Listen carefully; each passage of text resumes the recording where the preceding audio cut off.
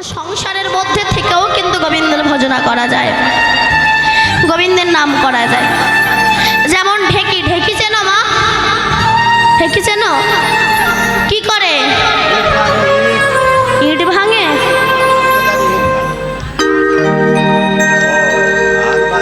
বাবা, ধান ভাঙে, চাল কোটে কিংবা চিড়ে কোটে। দেখবেন একজন ওই ঢেকির মাথায় লাথি মারে, এই পেছনে লাথি মারে, আর একজন গড়ের ভিতর হাত দিয়ে ঘুরিয়ে দেয়, তাই তো? এই যে দেখবেন যে ওই গড়ের ভিতর হাত দিয়ে ঘুরিয়ে দেয়, কোলে বাচ্চা দুধ খায়, চোখ কিন্তু রান্নাঘরে। এই খোকা, দরজাটা লাগিয়ে দে, রান্নাঘর কুকুর ঢুকবে। কোলে বাচ্চা দুধ খায়, সে কাঁদে, কিন্তু মনটা কোথায় বলেন তো? মনটা কোথায়? গড়ে, তাই তো? কোলে বাচ্চা দুধ খায়, চোখ রান্না ঘরে রয়, তাই হাত ক্ষতি হলো না ভাই। ওই ঢেকির গড়ের ভিতরে থেকে যদি মন উঠে যেত, তবে ঢেকি পরে হাত চূর্ণ বিচূর্ণ হয়ে যেত। তেমনি সংসার করো, স্বামী সেবা করো, পুত্র প্রতিপালন করো, মনটা গোবিন্দ চরণে দিয়ে দাও।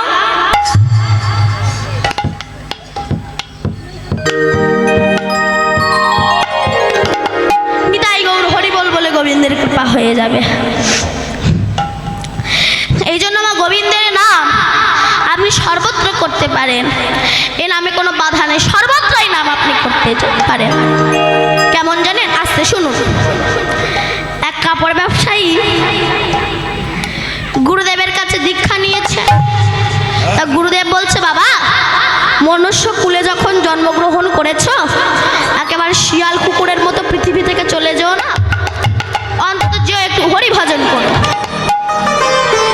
তা সে বলছে, গুরুদেব আপনি তো জানেন আমার একটা কাপড়ের দোকান আছে, হরিনাম করার সময় পাই না। তখন বলছে, কেন সকালবেলা উঠে করবে? তখন বলছে, গুরুদেব ওই সময় একটা তাড়াহুড়ো থাকে না, যে সকাল সকাল দোকানে যেতে হবে, হরিনাম করতে পারি না। আচ্ছা দোকানে গিয়ে করবে। গুরুদেব ওই সময় যে একটা বেচা কেনা করতে আসতে, আমার দিকে তাকান, ওই দিকে তাকাবেন না, আমার দিকে তাকান। দোকানে বসে করবে।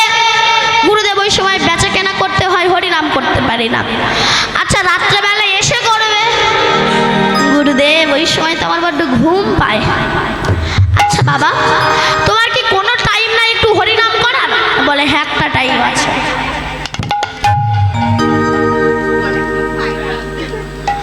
কখন? না যখন পায়খানায় যায়, ওই একটা টাইম আছে। হেসো না, সব জায়গায় গোবিন্দের নাম করা যায়। যখন মহাপ্রভু শৌচকর্ম করে এসে হাত ধুচ্ছে, সেই সময় মহাপ্রভু জিহ্বা তো সর্বদা কৃষ্ণ বলতে চায়, তাই মহাপ্রভু নিজেকে অশুচি ভেবে দাঁত দিয়ে জিভটাকে কামড়ে ধরে আছে। গোপাল বলে একটা ছোট্ট ছেলে মহাপ্রভুর হাতে জল দিচ্ছে আর বলছে, প্রভু তুমি এমন দাঁত দিয়ে জিভটাকে ধরে রেখেছো কেন? প্রভু বলছে, গোপাল তুমি তো জানো আমার জিহ্বা সর্বদা কৃষ্ণ বলতে চায়, কিন্তু আমি যে এখন অশুচি অবস্থায়। গোপাল বলল, প্রভু তাহলে অশুচি অবস্থায় বুঝে গোবিন্দের নাম করা যায় না? বললো, না করা যায় না। তখন গোপাল বলেছিল, প্রভু তাহলে কেউ যদি অশুচি অবস্থায় মারা যায়, তোমার নাম যদি সে না করতে পারে, তবে তো তোমার কৃপা হবে না, তবে সে কি তোমার কৃপা থেকে বঞ্চিত হবে? তখন মহাপ্রভু গোপালকে জড়িয়ে ধরে বলেছিল, গোপাল রে, আজ থেকে তুই হচ্ছিস আমার গুরু। এই জন্য হরিনাম সব সময় করা যায়। আসতে মায়েরা শুনুন। বলে, ঠিক আছে বাবা, তুমি পায়খানা ঘরে বসেই হরিনাম করবে। ও প্রতিদিন পায়খানায় যায়, বসে আর হরিনাম করে। কি রাম নারায়ণ রাম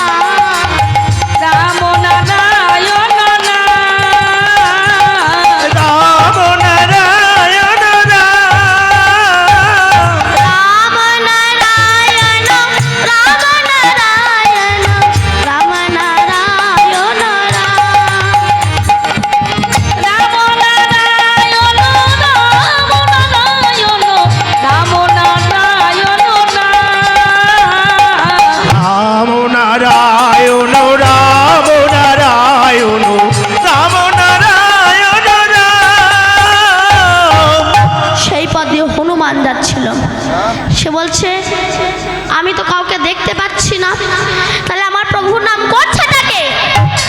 আর ও দিক থেকে বালতি বাজাতে বাজাতে গানটা গাইতে গাইতে আসছে, রঘুপতি রাঘব রঘুপতি রাঘব রঘুপতি রাঘব রঘুপতি রাঘব রঘুপতি রাঘব রঘুপতি রাঘব রঘুপতি রাঘব রঘুপতি রাঘব রঘুপতি রাঘব ও হনুমান গিয়ে বলে, শয়তান, আমার প্রভুর নাম তুই পায়খানা ঘরে বসে করছিস। এই বলে ছুটে গিয়ে এমন চড়মারা মেরেছে দাদা রে, যেন তবলা ভাঙা চর। আর বালতি 10 হাত দূরে গিয়ে পড়েছে। শয়তান, আমার প্রভুর নাম তুই পায়খানা ঘরে বসে করিস। এইবার এই কথাটা নালি জানাতে গিয়েছে প্রভু রামের কাছে। যেই না রামের কাছে গিয়েছে, দেখছে রামের ডান সাইডটা ফুলে এমন আপেলের মতো হয়ে গেছে। রামচন্দ্র গালে হাত বোলাচ্ছে। হনুমান গিয়ে বলে, প্রভু তোমার ডান সাইডটা এমন আপেল হয়ে গেল কেন? তখন হনুমান বলছে, এই রামচন্দ্র বলছে, শোনো হনুমান, ওই একটু আগে যাকে চড় মারলে ওই চড়টা না ওর গালে লাগেনি, লেগেছে আমার গালে। কেন প্রভু? মারলাম ওকে, আর লাগলো তোমার গালে কেন? তখন হনুমান রামচন্দ্র বলছে, শোনো হনুমান, যে যখনই নাম করুক না কেন, নাম চলাকালীন তার দেহ আর আমার দেহ এক হয়ে যায়। তুমি নাম চলাকালীন তার গালে চড় মেরেছো, সেই ব্যথাটা কি তার গালে লাগতে পারে? দেখো, তাই সেই ব্যথা আমার গালে এসে লেগেছে। তাই নাম আপনি সর্বদা করতে পারেন। এইবার রাধারানী আস্তে আস্তে, রাধারানী কৃষ্ণ, বাবা রে, তোরা সে প্রথম থেকে কথা বলে যাচ্ছিস, আমি জানি তোদের একটু গল্প করার এখন ইচ্ছা হচ্ছে, কিন্তু তোরা যদি গল্প করিস আমার বলতে অসুবিধা হচ্ছে। জয় রাধে।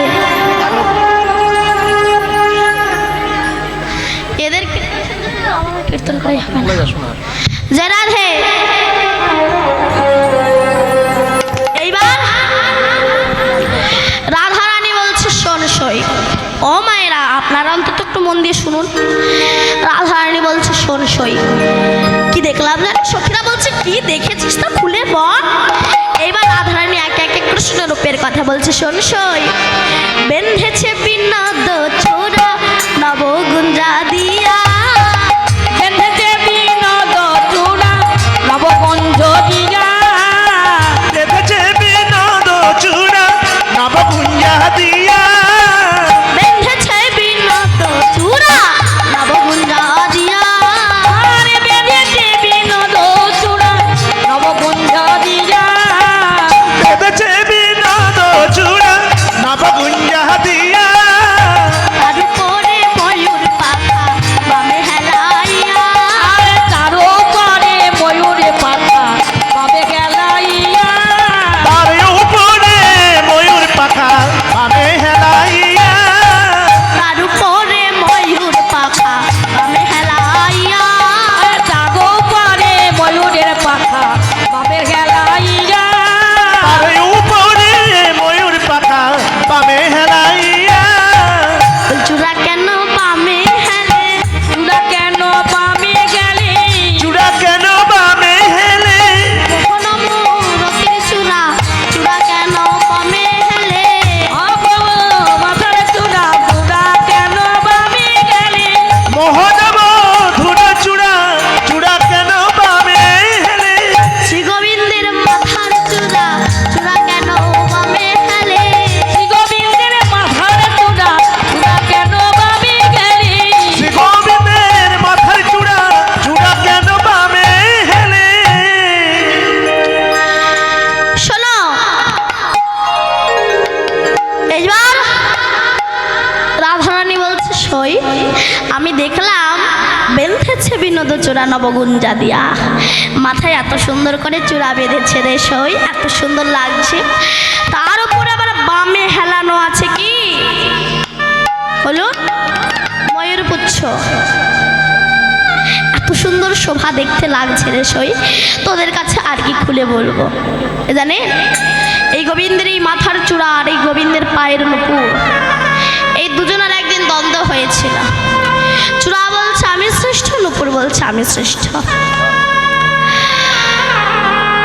চূড়া বলছে শোন নুপুর, তুই তো চরণে থাকিস আর আমি তো গোবিন্দের মাথার উপরে থাকি।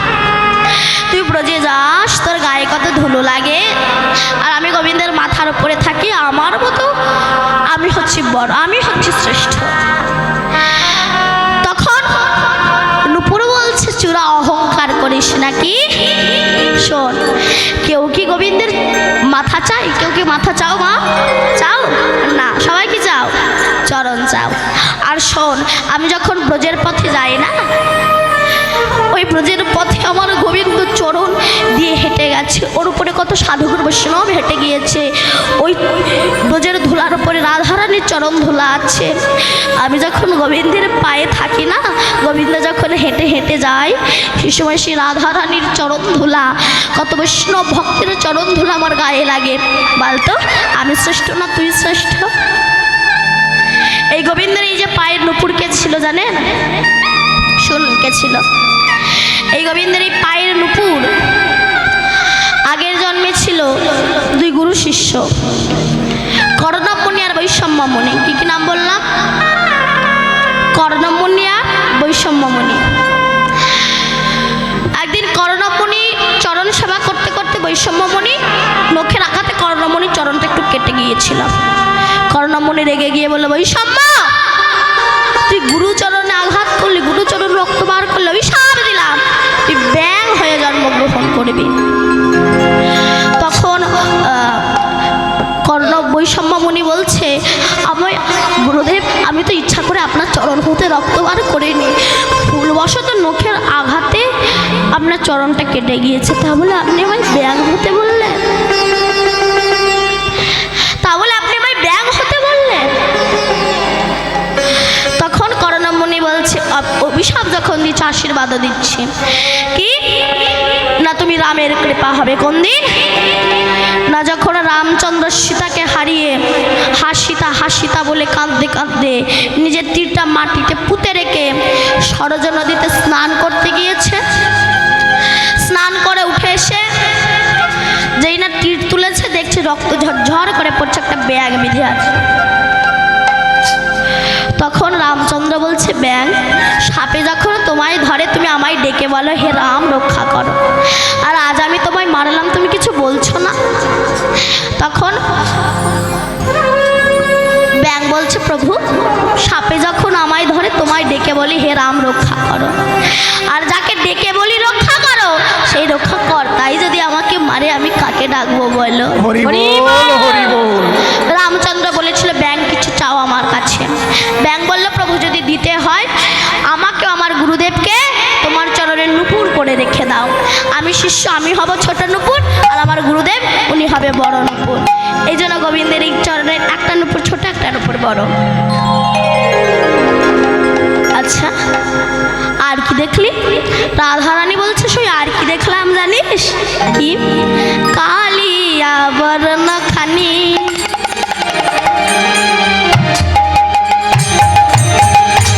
চন্দনেতে মাখা, কালিয়া বরণ খানি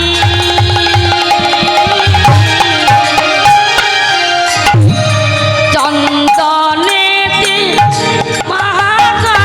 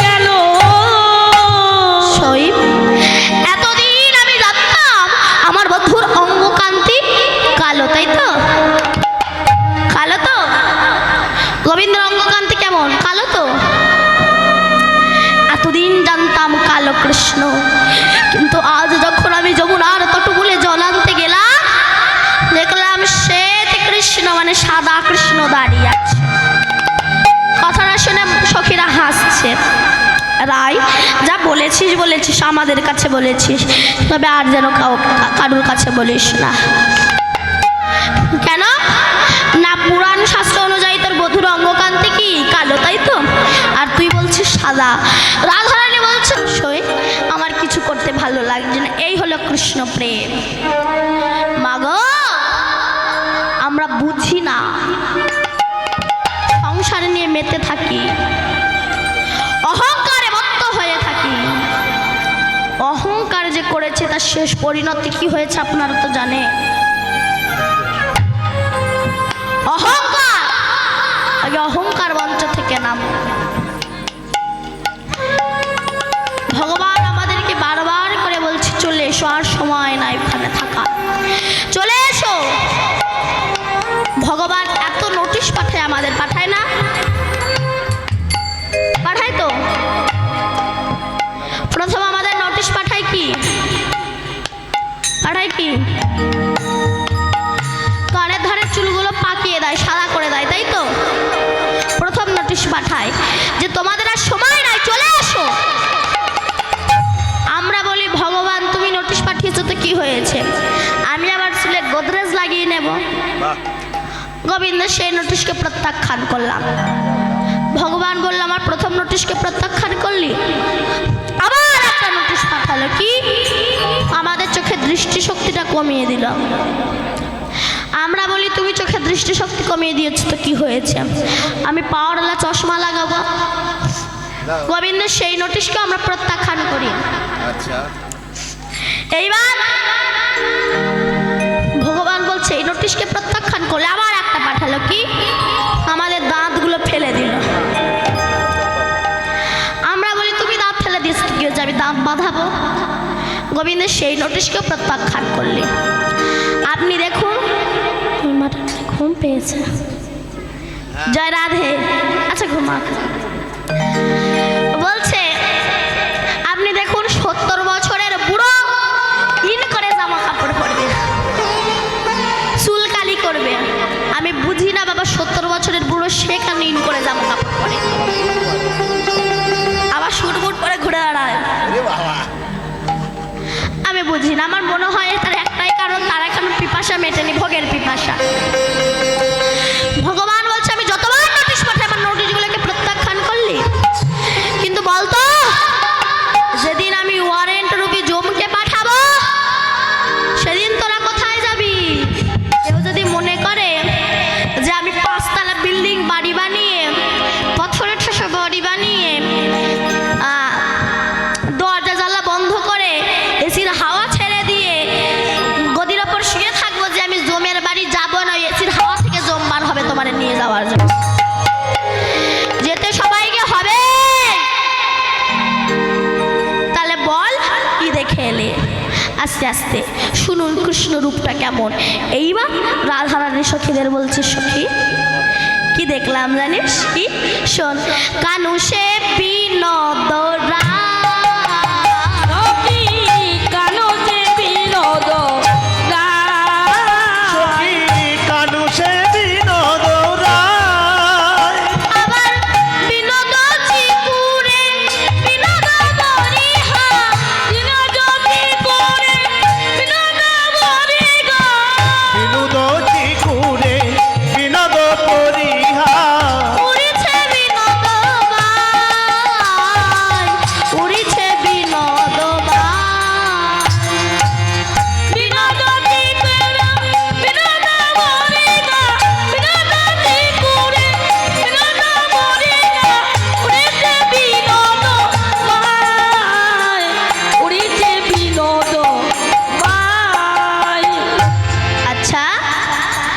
এরপরে কি দেখলি?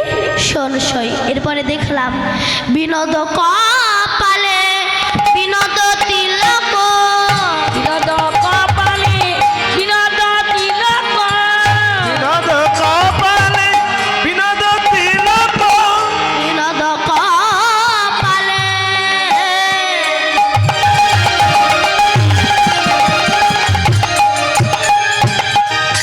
বিনোদ তিলক।